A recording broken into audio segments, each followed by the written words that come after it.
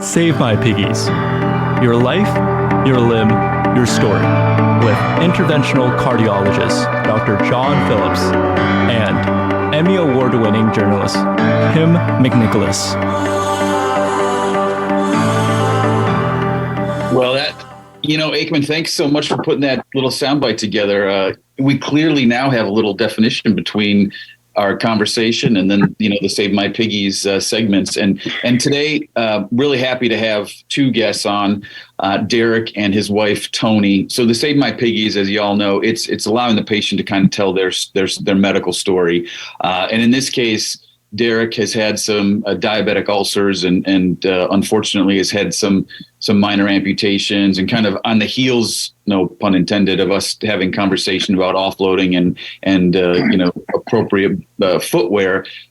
We wanted to have Derek and Tony on and have them share their story with us. So Tony, are you with us? Yeah, yep. There's Tony. We have Derek who's here. Derek Salos, we know your voice. Hey. Hi, Derek. Can you hear me? Yeah, there we go. Hi, Derek. Dr. K, Dr. David Alper, Dr. Jason Hamt, and we have Mike DeTulu, who is the designer of the Foot Defender, and Dr. Hamt is the inventor of the Foot Defender, which is a big design to help people with their to heal their diabetic ulcers.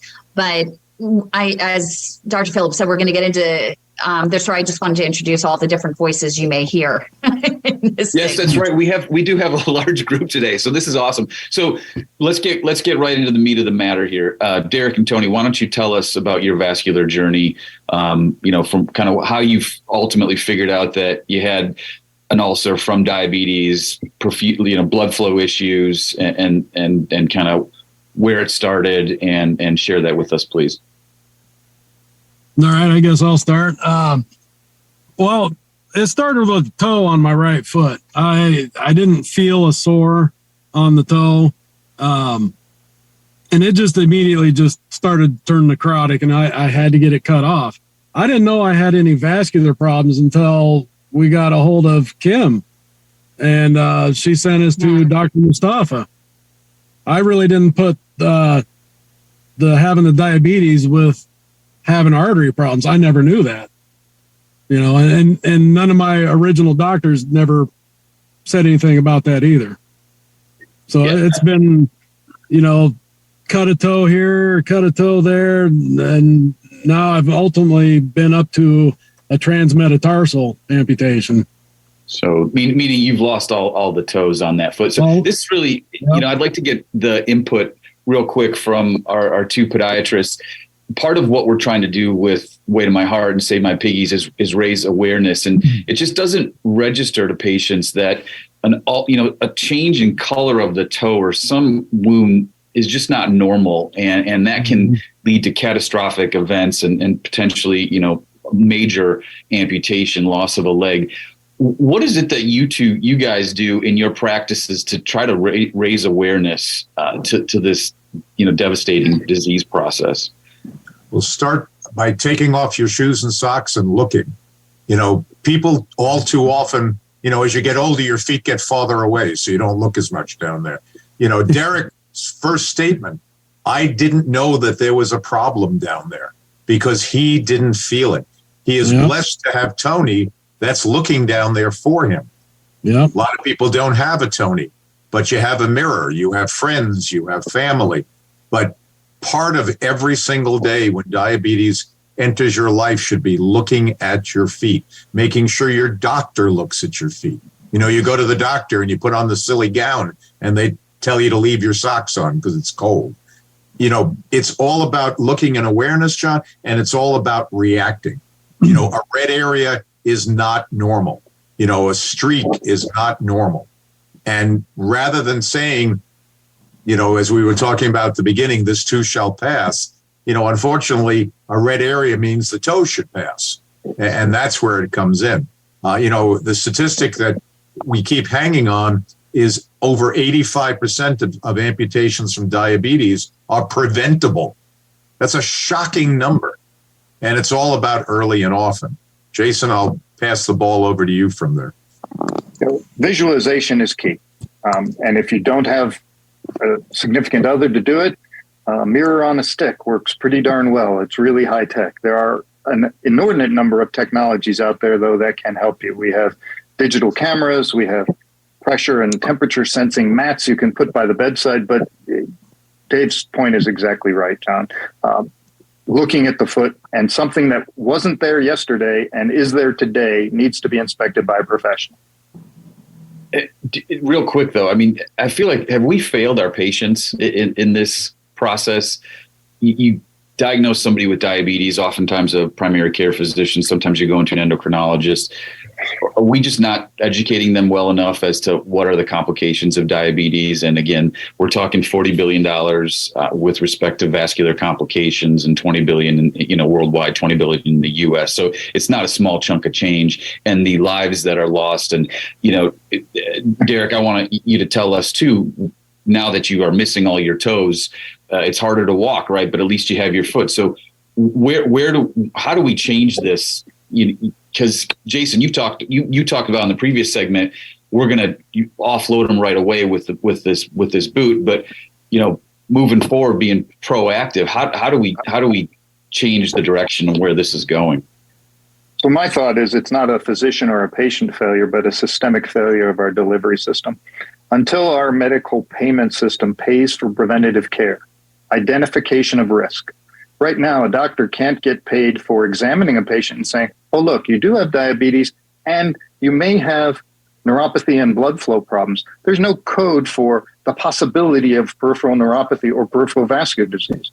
So until we have preventative measures that are reimbursable, patients will get treated when they have a problem, not before they have a problem. Basically, medical care is reactive, not proactive, John. Yep. That is just the way the system is set up. The other thing, too, is that we do need to get our patients to have some type of bonding with a medical person. More and more and more, it's the ancillary, because physicians do not have time anymore. And when you go to the doctor, they want to deal with your acute problem. But the PA in the office, the NP in the office, a diabetic nurse educator, if they're fortunate enough to have one, these are the ones who can get the message across as well. It's everybody knows you got to go to the eye doctor every year if you have diabetes, which, by the way, to Jason's point, is covered. You should be hearing the same thing about a podiatrist. You enter the world of diabetes, you need a podiatrist in your life, someone that knows what they're looking at. And then it's a matter of them reacting accordingly. And finally, and this is something the American Diabetes Association is pushing as well, too. People with diabetes have to own their disease. Some of the responsibility has got to go back to the patient. They have to take it themselves. So if they've got shoes that are just not appropriate, if they're not looking at their feet, if they're saying, well, hopefully this will just go away, there isn't a thing in the world that a doctor can do. So some of this does come back to the patient as far as owning this disease, but it's also a matter of making sure that this communication continues. And coming up right here on this segment with Save My Piggies, we're going to hear more from Tony and Derek and their reaction to what the doctors have said. So stay with us. Medical Notepad, brought to you by The Way to My Heart, in partnership with Cardiovascular Systems Incorporated's Advocacy campaign. Take a stand against amputation. Have you got a wound vac on?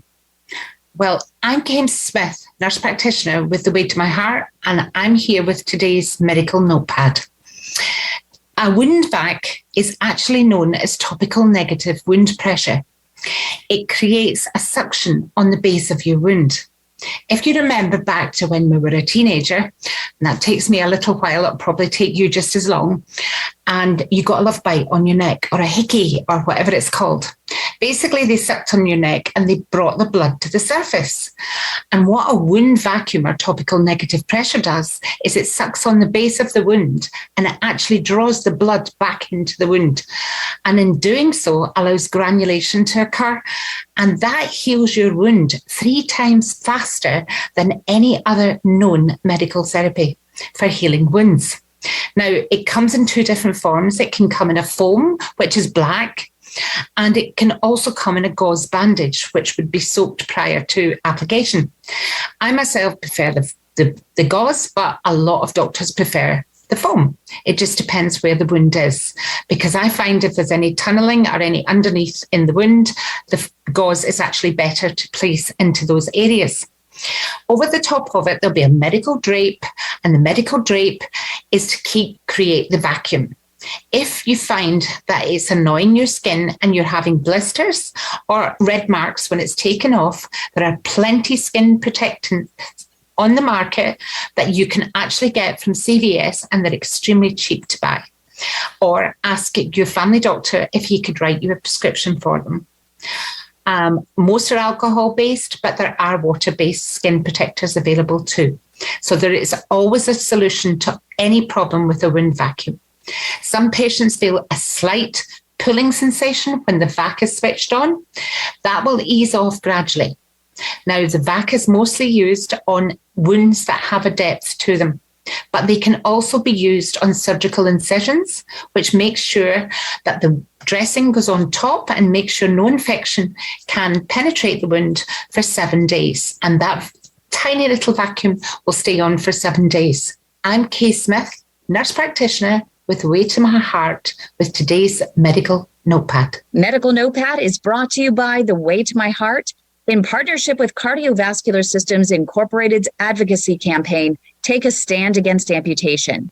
Remember that the advice and views offered are for educational and informational purposes only. Do not act on any information provided here without the explicit consent of your own healthcare team. For more P.A.D. education, go to standagainstamputation.com. And for real-time support, go to thewaytomyheart.org. Welcome back to the Heart of Innovation. For more on today's topic, go to theheartofinnovation.org. That's theheartofinnovation.org. Once again, here's Emmy Award-winning journalist Kim McNicholas and interventional cardiologist Dr. John Phillips. Welcome back, everybody. We're continuing our Save My Piggy segment. And again, we're really pleased to have Derek and Tony on, as well as our other guests discussing diabetic wounds. So Tony and Derek, we were kind of pivoted a little bit with respect to your story, but Derek, you were telling us that you ended up losing all your toes at one point. So how are you doing right now, and where do things stand? Well, it's I still have a slight open wound. It's taken a while to heal up. I think what the deal is that previously I had a portion of the bottom of my foot was cut. That was like 5 years ago. Then the top portion, I didn't have a whole lot of meat for them to do a complete flap on the cut. So they just did a guillotine, and it's healing kind of funny because they didn't really sew it up all that great. But other than that, I'm doing fine. I mean, I do the two-step every now and then. That's no biggie. But as for getting around, I'm okay. And this boot really does help a lot. It's a lot better than anything you get from a hospital. Because this, me personally, I don't care what the boot looks like. I'll wear it. It's not. The looks and everything don't bother me at all. The ones you get from the hospitals are no good. And this one here, it fits good. It's comfortable. I like how the whole front of it comes off, and it's soft. It's rigid in there, but it is soft. And then, the ones you get from the hospital, just all hard plastic. It takes forever to put on. You got straps you got to pull on. This one here with the Velcro, you just basically slap it on, air it up, and go. So Tony, sorry, Derek. So Tony, I wanted to get your thoughts. Like you've been obviously with him, kind of shoulder to shoulder, dealing with these wounds. What are some of because we've been talking about patient education and kind of raising awareness. How have you changed with respect to your approach to taking care of his wounds, and then obviously making sure nothing develops on the other side as well? Well, I think to Dr. Alper's point, which I got to say, Dr. Alper, you're just phenomenal. Everything that you've said has been the truth. And not only on this episode, but other episodes where you talk about lanolin and the things that you need to take care of to take care of these wounds. I think really following a nutritional plan, really educating yourself, and thank God for Kim and Kay from The Way to My Heart, because through their resources and really dealing with the fact of taking care of your diet, making sure that you're keeping clean wound pads and really monitoring the situation, and really Derek's adherence to it. Because when I think of Derek, I mean, Derek was a railroader. He's a very blue collar, meat and potatoes kind of guy. So for him to like change his whole life, to stop smoking, to really adhere to a program of eating right most of the time, and then having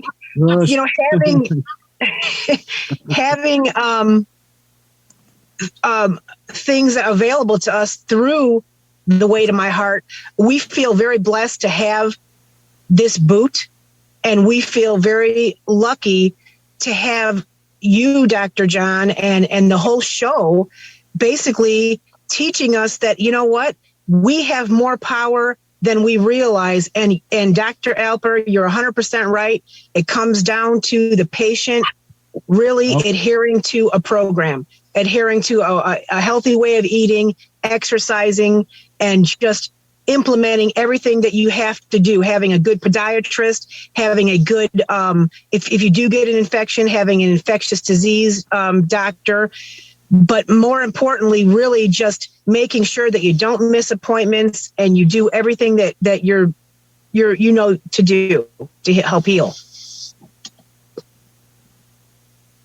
But this is something that's gone on so much longer.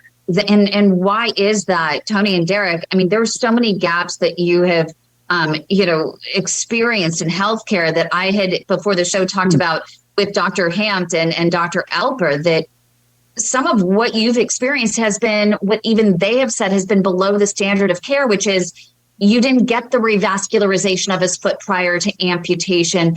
You're not getting the foot checked, at every single appointment. So Kim, I'm going to jump in on that. And Tony, let me throw something at you. It is vitally important to embrace the idea of second opinions, especially when someone's coming at you with an aggressive treatment. There is nothing insulting about asking for a second opinion. And if a physician is insulted, you want to do that, I would run from that physician, because that second opinion is either going to validate what they're thinking or giving you a better or a different approach. And patients are all too often, I don't want to insult my doctor. You know what? It's not insulting. So Kim, to your point, that's where I think one of the gaps came through here, is that Tony and Derek were put on the conveyor belt without a chance to really jump off and see what else they were walking by. And I want to bring up that's a very good point, doctor. And I want to bring up another point. When Derek first got this black gangrenous area on his skin, people need to know that once you get an ulcer, it's a speeding train. It's not something where you get this little ulcer and then all of a sudden the doctor is able to manage that. No, those ulcers turn into 1 and 2, and then it turns into the other foot. And it is a speeding train. It goes very quickly. And if you don't hurry up and get with a good podiatrist and get with a good team and have an advocacy program with The Way to My Heart, and somebody really making sure that you're educated right away, that's where you're starting to see the amputations just going much quicker, because you don't have anybody behind you and educating you, and you're relying on yourself, who is not a doctor. On that note, that very good point. We're going to head to break. Save my piggies. We'll be right back.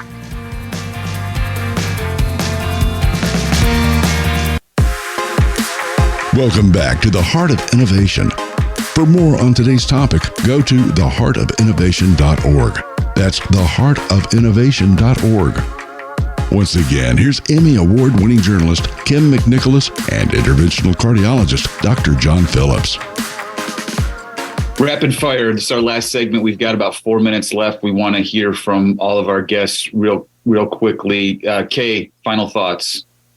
Look after the slightest hint, as Dr. Alper says, of an ulcer. Deal with it immediately. Make sure you've got a team behind you and make sure those feet are looked after from start to finish. And something like this boot, sorry, I've never worn trainers, but it looks absolutely amazing. Thank you. Thank you. David. Look and react. Simple as that. Every day, look down there. Have somebody that loves you very much to look down there and react. Fantastic. Jason, final thoughts. Again, thanks for joining us. Thank you for having us. So one of our mantras, one of our words of action is we want people to start treating diabetic foot ulcers as a end stage disease, not the beginning of a problem, but as the expression of the entire diabetic system failure, the vascular compromise, the offloading not working, and the metabolic process of the patient failing. So you can't just put them in a boot and expect them to heal. They have to have blood supply, they have to have offloading, they have to have infection management, and most importantly, they have to have metabolic management. Their blood sugar has to be under control, and they have to have enough proteins and branched chain amino acids to heal the wound in their system. So the wound isn't a warning sign. The wound is we've reached the end of the road. You better fix me. Yeah. Yeah, that is a great point. It is end game because these folks are on a razor's edge. Michael, what do you guys have in store for people coming up with new shoe technology and stuff?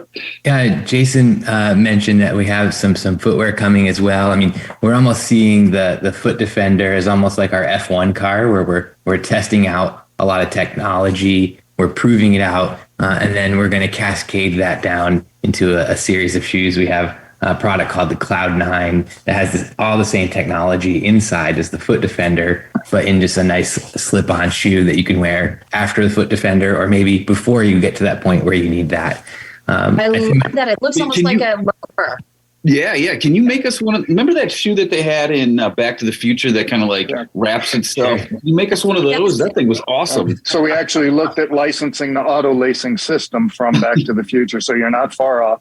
But patients told us what they wanted was a device they could wear at home. They take their shoes off and when they come home. So that's where the Cloud9 comes in, where we can actually protect them at home. I just wanted to add one other thing. Jason mentioned hit on real quick that a lot of these boots that we're selling are going direct to consumers. And that I think we're going to see that in the medical industry in general. People are going to become more active buying products directly. And with that, their expectations are going to get much higher, right? Because they're not going to be comparing this to other medical products. They're going to be comparing it to the experience they have with their iPhone. on that same line, I'm seeing commercials, I think, for evidently it's you kind of stick it to your triceps area and that gives you blood glucose readings. And so you're exactly continuous glucose monitors. Yeah. Amazing. Kim, how are we doing? Thanks everyone for joining us. Yeah, I know this is amazing. Just remember, revascularization is really key. Get that blood flow. Make sure you have enough blood flow to help those wounds heal as well. But this has been an amazing discussion. Would love to have you guys back at some point. I think that we've just touched on it, and there's so much more that we could be talking about. So we really appreciate your time and how you're innovating to help so many critical need patients around the world. Great show. Thanks, everybody. Thanks for having us. Thanks for having us. Stay well and healthy and have a good holiday, everyone. Yeah.